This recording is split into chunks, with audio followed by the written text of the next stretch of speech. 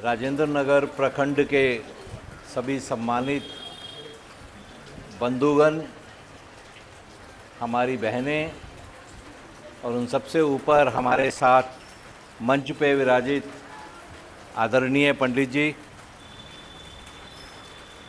हम सब लोग यहाँ इस प्राचीन मंदिर के प्रांगण में आज सम्मिलित हुए हैं, एकत्रित हुए हैं। हमारा एकत्रित होने का उद्देश्य विश्व हिंदू परिषद स्थापना दिवस के उपलक्ष्य में होने वाले कार्यक्रम में सहभागिता है।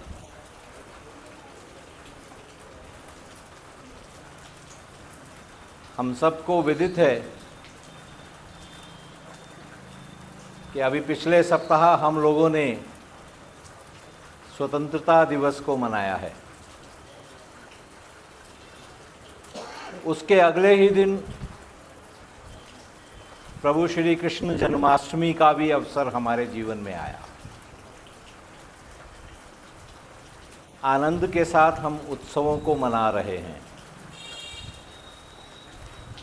ऐसे ही श्री कृष्ण जन्माष्टमी के दिवस पर 1964 में मुंबई के संदीपनी आश्रम में विश्व हिंदू परिषद की स्थापना हुई थी।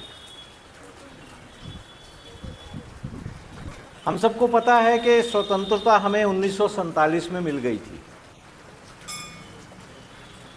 तो स्वतंत्रता मिलने के 17 वर्ष के बाद ऐसी क्या आवश्यकता पड़ गई कि हम विश्व हिंदू परिषद की स्थापना की समाज को आवश्यकता लगी।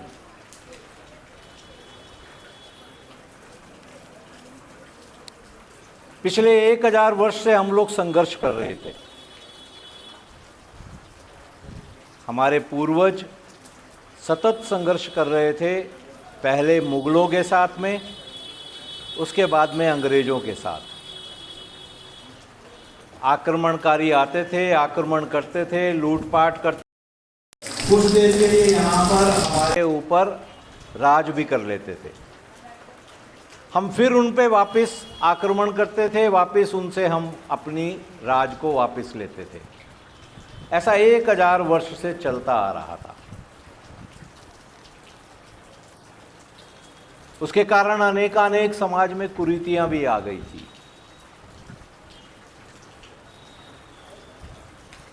तो ऐसा लगा कि अभी स्वतंत्रता मिलेगी तो इन सब समस्याओं से समाधान मिल जाएगा।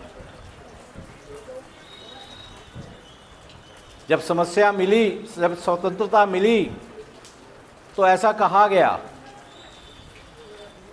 सबसे पहले ये कहा गया कि भारत में राम राज स्थापित होगा।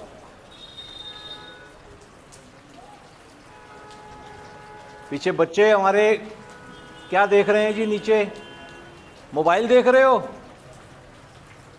हाँ जी बच्चों, थोड़ा इधर की तरफ ध्यान दो, आप लोगों का भी विषय है।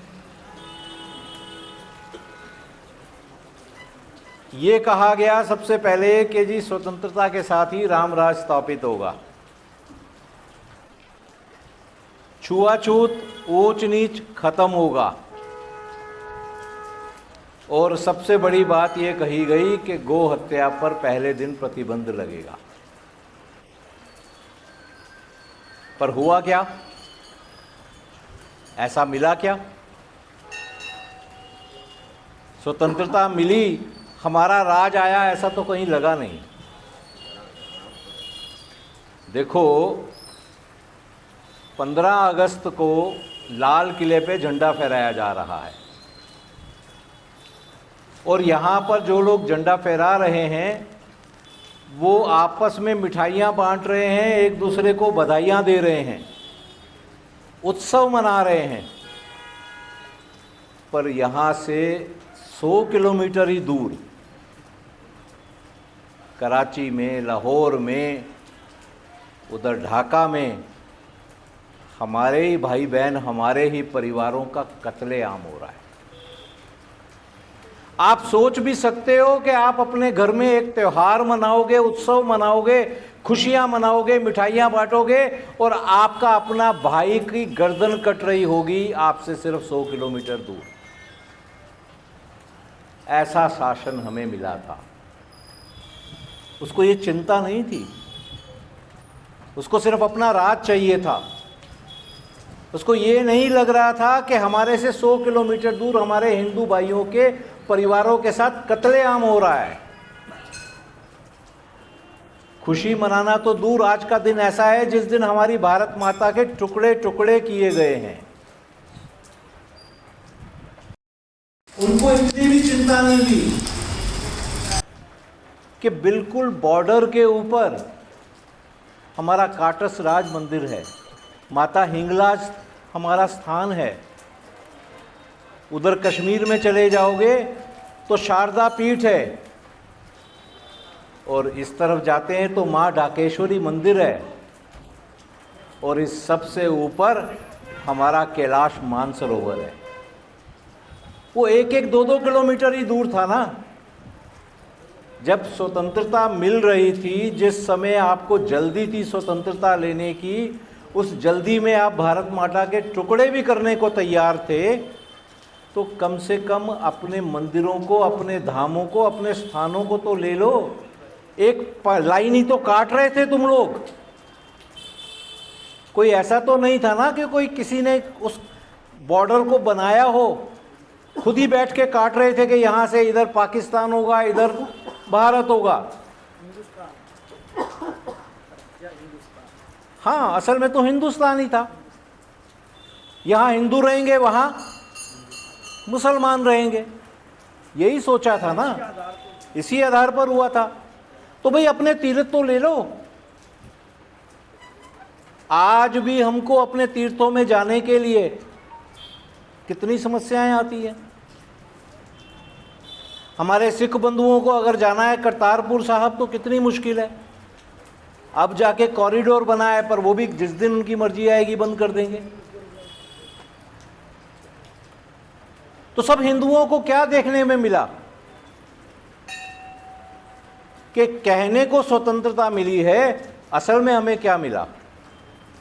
हम जब कह रहे हैं कि भाई गौ हत्या पर प्रतिबंध लगाओ, तो पता चलता है कि जो उस समय शासन के सबसे ऊपर वाले पद पे बैठा था, वो स्वयं पूरा जीवन तो पड़ा था लंदन में, जहाँ पर खाना खाते हुए उनके लिए हमारी गौ माँ का मांस भी आम मांस जैसे है।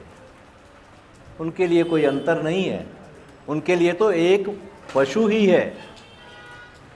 वो क्या समझेगा हमारी समस्याओं को। जैसे ही स्वतंत्रता मिली, धर्मांतरण फिर से बढ़ गए। मुसलमान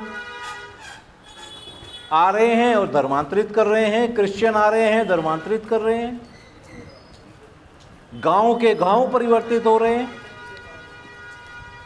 तो जब शासन के पास जा रहे हैं तो प्रशासन ये जवाब दे रहा है कि देखो, धर्म चुनने की सबको अधिकार है। हमारे बड़े बुजुर्गों ने उस समय कहा कि देखो, अब तो हिंदुस्तान बन गया है, तो अब जो पढ़ाई लिखाई है वो हमारे अपने संस्कारों पर, अपने ग्रंथों के अनुरूप होगी। अब तो कम से कम हमारे बच्चों को, हमारे परिवारों को संस्कार मिलेंगे। अब तो ऐसा शासन चिंता करेगा कि हमें हमारी शिक्षा हमारे धर्म के अनुरूप मिलेगी। विदेशों में जो रह गए थे हिंदू, उनकी तरफ से भी ये बात आई कि भाई हमारी अब आगे की पीढ़ी जो है, हम यूरोप में रह रहे हैं, हम अमेरिका में रह रहे हैं, हमें काम करने के लिए वहाँ जाना पड़ा, तो इनको हम शिक्षा देना चाहते हैं। ये तो ऐसे ही बनते जा रहे हैं, तो कहाँ शिक्षा मिलेगी। तो प्रशासन की तरफ से जवाब आया कि भारत की जो शिक्षा है वो शिक्षा तो अच्छी नहीं है, आपको तो शिक्षा कौन सी लेनी है, पाश्चात्य लेनी है। टाइम टेबल, सिलेबस सारे वही बनेंगे, तो सभी संतों में ये चिंता हो गई, ये कैसा शासन आ गया है। हमें स्वतंत्रता तो मिल गई है, पर हमें अपने संस्कार, अपने परिवार को, अपने बच्चों को देने का अधिकार नहीं मिल रहा है। हमें गौ हत्या से छुटकारा नहीं मिल रहा है, हमारी गौ माँ की अभी भी हत्याएं हो रही हैं, धर्मांतरण अभी भी होता जा रहा है। किसी को चिंता नहीं है हमारे धर्म की।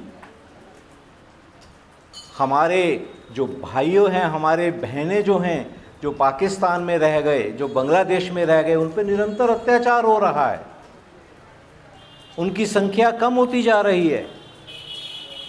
हमारे तीर्थ स्थलों की कोई चिंता नहीं हो रही है। तो पूजनीय संतों ने बैठकर ये तय किया कि हम विश्व हिंदू परिषद की स्थापना करेंगे।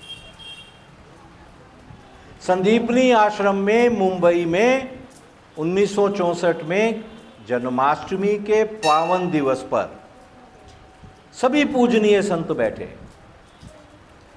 स्वामी चिन्मयानंद जी के आश्रम में जैन समाज से सुशील मुनि जी आए, सिख समाज से मास्टर तारा सिंह जी आए। ऐसे हमारे सभी पूजनीय संतों ने मिलकर निर्णय किया कि अब हम विश्व हिंदू परिषद की स्थापना करेंगे। और हमारा उद्देश्य क्या है? हमारे सदस्य कौन हैं? प्रत्येक हिंदू हमारा सदस्य है। और हमारा उद्देश्य है कि हम समाज में जो कुरीतियां आ गई हैं, जो ऊंच नीच भेदभाव, उसको हम दूर करेंगे। हमारे यहाँ ऊंच नीच भेदभाव नहीं था। हमारे यहाँ महिलाओं को भी पूरा सम्मान मिलता था। हमारे यहाँ कभी भी ऐसी समस्याएं रही ही नहीं हैं। हमारे यहाँ छुआछूत कभी नहीं रहा है। ये सब कुरीतियां आई क्योंकि मुगल आए थे। मुगलों ने जो धर्म परिवर्तन नहीं करेगा उसको कहा कि भैया हम तुम्हारा मान भंग करेंगे, इसलिए तुम भंगी कहलाओगे। यहाँ से प्रारंभ किया इसको। तुम अपना धर्म नहीं बदलोगे तो ठीक है, तुमको यहाँ आकर सारा कूड़ा साफ करना है, ये काम करना है। हमारे यहाँ तो पहले ऐसी था ही नहीं व्यवस्था, हमें आवश्यकता ही नहीं थी इसकी। हमारा तो अपना सिस्टम, हमारे अपने घर, हमारे अपने जो रहती थी व्यवस्था, उसके अंदर हमें भंगी तो चाहिए ही नहीं थे ना, हमें सफाई कर्मी चाहिए ही नहीं थे। ये तो जब मुग़ल आए, मुग़लों को आदत थी, उन्होंने अपने यहाँ हरम बनाने शुरू किए, वो एक से ज़्यादा औरतें रखी, उनको बाहर नहीं निकलने देते थे, उनके लिए सफाई करने के लिए चाहिए। तो ठीक है भाई, आपको धर्म परिवर्तन करना है, इस्लाम में जाना है, आप नहीं जाएंगे तो आपको ये काम करना है। तो जिन्होंने परिवर्तन कर लिया वो बन गए मुसलमान, जिन्होंने नहीं किया उनको कष्ट मिला और उनका नाम क्या हो गया? हरिजन हो गया। जिन्होंने अपने मान को भंग करना स्वीकार किया, असल में तो हमसे बड़े धर्म योद्धा वो हैं, अपना धर्म नहीं छोड़ा। अपने धर्म के लिए मैं धर्म नहीं छोड़ूंगा, चाहे मेरा मान भी भंग हो जाए। तो अब इस छुआछूत को तो खत्म हो जाना चाहिए ना। तो पूजनीय संतों ने कहा कि प्रत्येक हिंदू बराबर है, हिंदू अलग है भी नहीं, कहीं भी अलग नहीं है, ना पहले था ना अब था। हम सबको पता है ना, इसी वर्ष अभी महाकुंभ हुआ है। हम में से बहुत से लोग गए होंगे महाकुंभ में। कौन कौन गया? किस किस को अवसर मिला स्नान करने का? त्रिवेणी में हम में से बहुतों को अवसर मिला होगा। ऐसा महाकुंभ हम जानते हैं कितने वर्ष के बाद आता है? 12 वर्ष के बाद कुंभ आता है। और महाकुंभ ये 144 वर्ष के बाद लगन बना, पर 12 वर्ष के बाद कुंभ तो आता है। अर्ध कुंभ 6 वर्ष के बाद आता है। ये तो नियमित चल रहा है ना। और ये कितने वर्षों से चल रहा है? आप बताइए, कितने वर्षों से चल रहा है? किसी को ध्यान है? जब से सृष्टि बनी है तब से। कोई ये नहीं कह सकता कि 500 साल 200 साल 100 साल 50 साल, ये तो जब से सृष्टि बनी है तब से चल रहा है। पर उसी महाकुंभ के अंदर, उसी कुंभ में हम क्या करते हैं?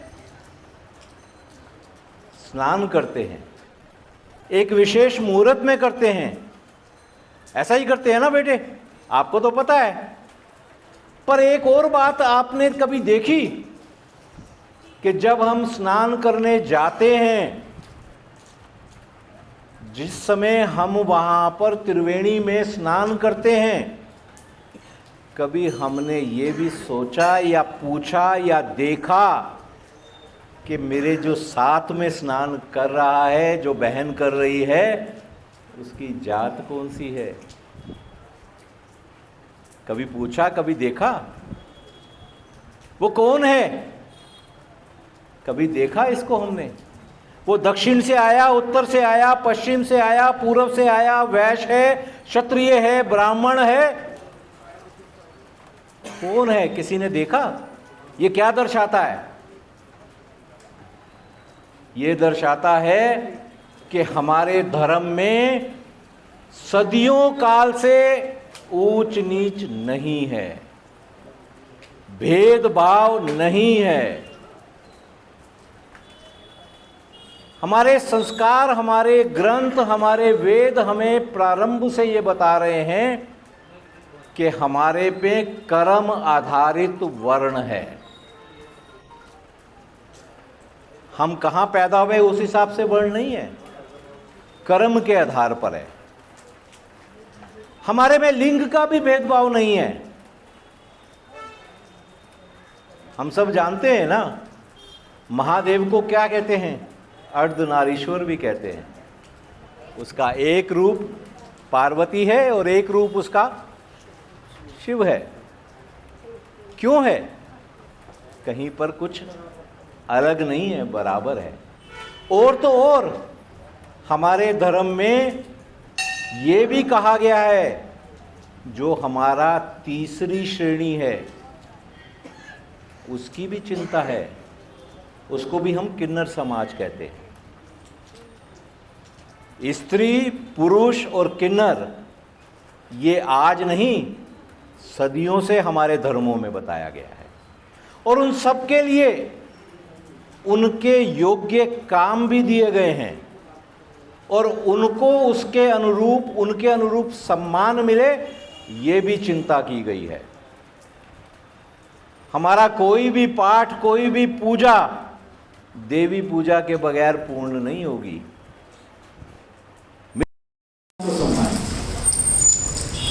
किस धर्म में है आप बताइए? चाहे क्रिश्चियन हो, चाहे इस्लाम वाले हों, कहीं पर कोई महिला को मिलता है सम्मान? कोई है उनकी देवी? किसी की नहीं है। हमारे यहाँ पर तो किन्नर समाज को भी सम्मान दिया जाता है। ऐसे अनेकानेक रस्मों रिवाज हैं जो किन्नर समाज जब तक नहीं आएगा, अपना आशीर्वाद नहीं देगा, वो पूर्ण नहीं होते। हम तो गांव में बैठे हैं, हम शहर वाले पड़ोस में जाओ तो वहाँ सब भूल चुके हैं संस्कारों को, रीति रिवाजों को। पर यहाँ तो अभी भी है। रिश्ते आज भी कौन बनाता है बताइए? आज भी रिश्ते बनाने के लिए तो नाई हमारे हैं। जब तक वो नहीं बैठेंगे वेदी पर, विवाह पूर्ण नहीं होगा। आशीर्वाद तो उन्हीं से ही लेना है ना। तो कहाँ है ऊंच नीच, कहाँ है भेदभाव? ये जो मुगल काल आया उसके कारण ये कुरीतियां बनी। मुगल काल आया कि हमें अपनी महिलाओं को लंबे घूंघट में रखना है। सम्मान के लिए घूंघट पहनना एक विषय है, पर हमेशा घूंघट में, लंबे घूंघट में रखेंगे, ये मुगलों के कारण हमें करना पड़ा। क्यों? क्योंकि उनका धर्म यही है। वो कहीं भी जाते हैं, लड़ाई करेंगे, उसके बाद विजय करेंगे, तो उसके बाद में महिलाओं को उठा कर ले जाएंगे, महिलाओं के साथ दुराचार करेंगे। हमें घूंघट में अपनी बेटियों को, अपनी बहनों को रखना पड़ा। हमें विवाह शाम को करने पड़े। हमारे यहाँ विवाह शाम को नहीं होते थे। हम रामलीला करते हैं ना, रामलीला मंचन में प्रभु राम का जब विवाह हुआ, कब हुआ? सुबह होता है, शुभ मुहूर्त में होता है। हमें रात में क्यों करना पड़ा? हम विवाह करते थे, हमारी बहू लेकर निकलती थी बाहर, जैसे ही अपने घर के लिए जाती थी उठाकर ले जाते थे। हमको मान भंग करने के लिए करते थे, तो हमें रात में विवाह करने पड़ रहे हैं। रात में करके और रात के अंधेरे में ही डोली के अंदर बंद करके ले जाएंगे।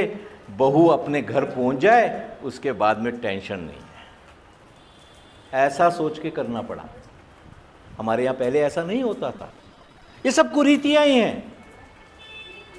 अब स्वतंत्रता मिल गई है, अब तो हमें इन सब से बाहर निकलना है ना, इन सब से ऊपर आना है ना। तो पूजनीय संतों ने कहा कि ये वाला संदेश पूरे समाज को दिया जाए। विश्व हिंदू परिषद ने पहला काम पकड़ा कि हम ऊंच नीच भेद को समाप्त करने की तरफ कार्य करें। और इस कार्य में जुट गया। हमारे अनेकानेक कार्य इसमें होते हैं। हम प्रति मास एक सामूहिक खिचड़ी का कार्यक्रम आयोजन करते हैं। सब लोग इकट्ठे बैठेंगे, अपने घर से कुछ कुछ लाएंगे और उसको बनाएंगे, वहीं पकाएंगे, खिचड़ी बनाएंगे और सब मिलके खाएंगे। अपनी हरिजन बस्तियों में, अपनी सेवा बस्तियों में हम पूजनीय संतों का प्रवास करवाते हैं। बड़े बड़े संत जाएंगे, उन बस्तियों में प्रवास करेंगे और वहीं का ही भोजन भी करके आएंगे। क्यों होना है ये? एक मंदिर, एक मशान, एक कुआं। जिस दिन ये हो जाता है, हमारे हिंदू समाज को कोई बांट नहीं पाएगा और हमारे हिंदू समाज पे कोई आक्रमण नहीं कर पाएगा। हमें काम दिया पूजनीय संतों ने गोरक्षा का, कि हमारी गौ मां का ध्यान करना है, गौ मां की चिंता करनी है। शासन तो साथ नहीं दे रहा है। हमने बजरंग दल को साथ में बनाया। हमारी युवा इकाई बजरंग दल गौ मां की रक्षा करने में, उसको बचाने में जुट गई। ये संतुष्टि की बात है कि अब तक लाखों से अधिक गौ मां को हम इन कसाईयों के हाथों से बचा चुके हैं। हम गौ संवर्धन में काम कर रहे हैं। एक गौशाला या गौ को पालने से कभी भी हम घाटे में नहीं रहेंगे, ऐसा हम सारा ढांचा सबको समझाते हैं। वो तो हमारी माँ है, वो हर समय देगी ही, कभी लेने वाली बात आएगी ही नहीं। अगर हम बच्चों की तरह उससे सिर्फ अपने आग्रह करके मांगने वाले भाव में रहेंगे तो एक गौ माँ के द्वारा किस तरह से अर्थशास्त्र चलेगा, ये हमारा गोरक्षा आयाम, गौ संवर्धन आयाम सबको बताता है। हमारे को घर वापसी का काम दिया गया। जिन लोगों ने धर्म परिवर्तन कर लिया, उनको भी तो वापस लाना है। हमारे में से कितने लोग यहाँ से बाहर व्यवसाय करने जाते होंगे? ऐसे लोग हैं ना हमारे में, जो कभी ना कभी जीवन में गए होंगे। कोई गया नहीं गया गांव छोड़कर? कभी गए होंगे ना? 1 महीना, 2 महीना, 10 महीना, साल। अगर आप में से किसी की पोस्टिंग हो गई मद्रास में, तो क्या होगा अगर आप 1 साल वहां रहेंगे तो? बताइए। आपका खाना पीना इडली डोसा हो जाएगा, होगा नहीं होगा? वहां तो वही भाषा विषय थोड़ी बहुत वहां जैसी हो जाएगी। और ये भी हो सकता है कि वहां की धूप में रहते रहते चेहरा भी थोड़ा बहुत वैसा हो जाए। ऐसा हो जाता है ना भाई, नौकरी लगी, मालिक ने भेज दिया, वहां चले गए, मजबूरी थी। यही मजबूरी ऐसे इन हमारे भाइयों ने जिन्होंने धर्म परिवर्तन किया उनके साथ रही। चाहे शक्ति हुई, चाहे कुछ भी हुआ, वो चले गए इस घर से, उन्होंने धर्म परिवर्तन कर लिया। पर दिल से अभी भी उनमें से बहुत से ऐसे हैं जो वापस आना चाहते हैं। तो हमने उनको जाकर संदेश दिया कि भाई अब वो समय चला गया, अब मुगलों का शासन नहीं है, अब अपना राज आ गया है, अपना घर वापस आ गया है, तो चलो घर वापसी करो, हमारे साथ जुड़ो।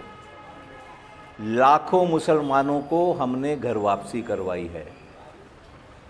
लाखों ईसाइयों को जो ईसाई में चले गए उनकी घर वापसी करवाई है। और अभी पिछले महीने हमने 2000 से ज़्यादा उत्तराखंड के अंदर सिख बंधुओं को वापस हमने सिख धर्म में कन्वर्ट करवा दिया, जो ईसाई बन गए थे। तो ये कार्य हमारा धर्म प्रसार आयाम करता है। ऐसे अनेक कार्य हमें दिए गए। हम सब देख रहे हैं कि हमारी बच्चियों को ये जो जिहादी हैं, विधर्मी हैं, किस कुचक्र के तहत उनको फंसाते हैं। ये समस्याएं आ रही है ना। इसी दिल्ली में हुआ ना, श्रद्धा को 40 टुकड़े करके फ्रिज में बंद कर दिया, हमने देखा ना। स्थान स्थान पे ये घटनाएं हो रही हैं। इसके लिए बजरंग दल और दुर्गा वाहिनी जहाँ कहीं पर भी ये विधर्मी ऐसा कोई कार्य करते हैं, उन सबसे टक्कर लेते हैं। हमारे अलग अलग आयाम हैं और सभी आयाम से हमारे परिवारों के सभी सदस्य जुड़ सकते हैं। विश्व हिंदू परिषद से जुड़ना है तो आइए, विश्व हिंदू परिषद में आइए। हमारी महिलाओं के लिए, माताओं के लिए हमारा मातृशक्ति आयाम है, जो हमारे परिवार को कैसे चलाना है इसके बारे में बताता है। हमारे परिवार जैसे पहले चलते थे उस तरह से चलें, इसकी चिंता करता है। जैसे मैंने अभी टोका था कि मोबाइल कोई नहीं देखे, ये हम सब देख रहे हैं ना, घरों में आ गया है। बड़े बुजुर्ग कोई बात बता रहे होते हैं और सामने मोबाइल पे सबका ध्यान होता है। तो ऐसे संस्कार तो लाने हैं ना वापस। जब हम छोटे थे या जब हमारे बच्चे तक भी छोटे थे, तो कहीं भी सामने बड़े बुजुर्ग को देखते थे, पहले पाँव छूते थे, और पाँव ये वाला नहीं, पूरा छूते थे नीचे तक। मंदिर में सहज भाव से जाते थे। नहीं होता था, अपने आप मंगलवार को पहुंच जाएंगे। ऐसा करना है, अब कहना पड़ता है। आप सोचो ना कि सैकड़ों वर्ष से जो सिस्टम चल रहा था, चाहे मुगल आए चाहे अंग्रेज आए, पर हमारी ये भाव तो था, बड़ों का सम्मान करना है, अपनी भाषा बोलनी है, और उसके साथ में हमको मंदिर में जाना है। अपने संस्कार तो हमारे में थे। अभी क्या हो गया, ये निकलते जा रहे हैं। किसकी कमी है? जो काम को हमारे पिता ने ठीक किया, हमारे दादा ने ठीक किया, परदादा ने ठीक किया, कौन सा काम? हम सबको वो संस्कार सिखाने का, वो हम क्यों नहीं सिखा पा रहे हैं? तो इसके लिए मातृशक्ति आयाम है, जो माताओं को समझाता है कि कैसे परिवार चलाना है। हमारा दुर्गा वाहिनी है, जिसमें हमारी बेटियों को समझाया जाता है कि जब तुम बाहर निकलती हो, स्कूल जाती हो, तो इन विधर्मियों को पहचानो। ये जो तुम्हें लग रहा है कि बड़ा शरीफ है और बाइक लेके यहाँ खड़ा हुआ है, तुम्हारे को बहुत अच्छे से देख रहा है, इसका उद्देश्य कुछ और है। ये यहाँ पर नहीं रुकने वाला है। ये प्यार नहीं दर्शा रहा है तुम्हारे साथ, इसका कुछ और लक्ष्य है। इस सब के बारे में दुर्गा वाहिनी काम करती है। और जहाँ कहीं पर समाज में मुश्किल आएगी, सुरक्षा देने की बात होगी, उसके लिए हमारे बजरंगी हैं, हमारा बजरंग दल है। चाहे हमारी गौ माँ की रक्षा करने की बात हो, चाहे समाज में इन सब विधर्मियों से टक्कर लेने की बात हो, चाहे मंदिरों की रक्षा करने की बात हो, उसके लिए बजरंग दल तैयार है। आप सबको पता है ना, चांदनी चौक में 5 वर्ष पहले क्या हुआ था? हनुमान मंदिर को तोड़ दिया गया था, मालूम है ना आपको? ये हमारा बजरंग दल ही था। कहीं पब्लिसिटी नहीं की, कुछ नहीं किया। 10 दिन के बाद में बरसात ऐसी ही हो रही थी, सर्दी बहुत ज़्यादा थी। आए और सुबह 4 बजे पंडित जी का दरवाज़ा खटखटा रहे हैं। पंडित जी परेशान, सुबह सुबह 4 बजे कौन लोग आ गए, बारिश भी बाहर हो रही है, छाता लेकर खड़े थे। हमारे बजरंगी उनसे कहते हैं चलो पंडित जी, हनुमान जी ने बुलाया है। हनुमान जी दोबारा आ गए थे।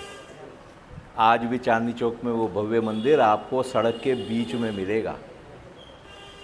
ऐसे हैं हमारे बजरंगी। ऐसे अनेकानेक काम जब दिए गए विश्व हिंदू परिषद को, उन्होंने पूरे किए। और इन सब में सबसे बड़ा काम जो हम सबको पता ही है, वो है 500 वर्ष के बाद हमारे राम मंदिर का काम। पूजनीय 1984 में ये काम दिया था हिंदू परिषद को, और आप सबके सहयोग से ये काम आज से 3 वर्ष पहले पूर्ण हुआ, जब सुप्रीम कोर्ट से हमें ऑर्डर मिला। उसके बाद में हमने मिलकर इसकी पूजा की, भूमि पूजन हुआ, और पिछले ही वर्ष तो रामलला प्राण प्रतिष्ठा का कार्यक्रम हुआ। सभी मंदिरों में हमने रामलला की आरती इकट्ठे मिलके उतारी। अयोध्या में, अयोध्या जी धाम में पूजनीय संत उतार रहे थे, यहाँ पर हम कर रहे थे। ऐसा करोड़ों हिंदुओं ने मिलकर किया। और उसमें भी एक विशेष बात हुई कि ये जो भव्य मंदिर बना, वो किसी बिरला टाटा के पैसे से नहीं बना है। उसका नाम कभी भी इतिहास में बिरला मंदिर नहीं आएगा। उसका नाम हमारे रामलला मंदिर ही होगा। और वो किसने बनवाया? हम सबके योगदान से बना। 50 करोड़ से ज़्यादा हम हिंदुओं ने मिलकर राशि दी और वो भव्य मंदिर बना। आप सब, हम सब लोग गर्व के साथ अपने बच्चों को बोलेंगे, पूरा जीवन बोलेंगे कि देखो बच्चों, ये जो भव्य मंदिर है, इसमें एक ईंट हमारे परिवार की भी लगी हुई है। ऐसी योजना विश्व हिंदू परिषद ने की। ऐसे ही हम सब लोग मिलकर अपने बाकी बचे हुए कामों को भी करेंगे। सबसे बड़ा काम है जो हमारी भारत माँ के टुकड़े कर दिए गए, उसको हमने अखंड भारत को प्राप्त करना है।